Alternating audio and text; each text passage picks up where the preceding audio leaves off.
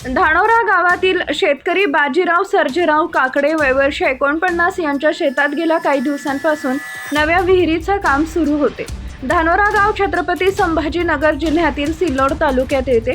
विहिरीचे जवळपास 50 फूट खोदकाम पूर्ण झाले होते आणि विहिरीला चांगले पाणीही लागले होते। त्यामुळे काकडे कुटुंबात आनंदाचं वातावरण होते। विहिरीचं काम आता अंतिम टप्प्यात आले होते। वरच्या बाजूला कठड्याचं बांधकाम सुरू होतं। सोमवारी सकाळी विहिरीत साचलेलं पाणी काढण्यासाठी बाजीराव काकडे हे आपल्या 2 मुलांसह विहिरीत उतरले। त्यांचा मोठा मुलगा अजिनाथ काकडे वय वर्ष 26 आणि धाकटा मुलगा श्याम काकडे वय वर्ष 22 हे दोघेही वडिलांसोबत काम करत होते।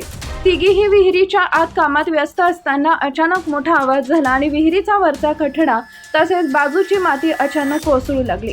काही क्षणातच प्रचंड मातीचा ढिगारा थेट विहिरीत पडला आणि 50 फूट खोल असलेल्या विहिरीत काम करत असलेले बाजीराव काकडे आणि त्यांचे दोन्ही मुलगे त्या ढिगाऱ्याखाली दबले गेले। कुणालाही काही समजण्याआधीच ही भीषण दुर्घटना घडली। मोठ्या प्रमाणावर माती कोसळल्यामुळे तिघांनाही बाहेर पडण्याची संधीच मिळाली नाही आणि गुदमरून तिघांचाही मृत्यू जागीच झाला। घटनेची माहिती मिळताच धानोरा गावातील ग्रामस्थांनी विहिरीकडे धाव घेतली।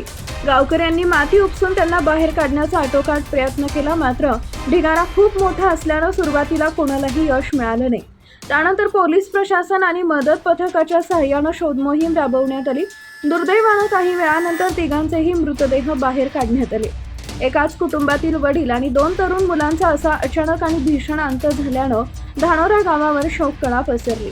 काकडे कुटुंबावर अक्षरशः दुःखाचा डोंगर कोसळलाय। गावातील अनेकांच्या डोळ्यात अश्रू होते।